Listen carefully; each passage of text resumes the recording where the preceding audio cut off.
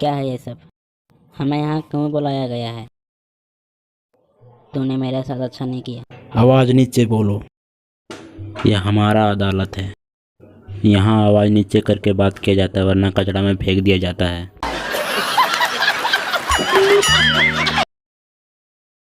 मैंने क्या किया है? भारत में तेरे आने से हमारी कंपनी डूब गई है। मैं चाहता हूँ कि फ्री फायर को आप भारत में बंद कर दें। विश्वास नहीं होता? सिर्फ हम नहीं बोल रहे हैं। फ्री फायर बैंड होना चाहिए या नहीं भी नीचे बैठे लोग कहेंगे।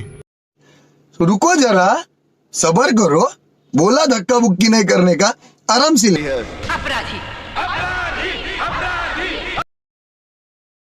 चल भारत से दफा हो, यहाँ सिर्फ पबजी का राज चलेगा।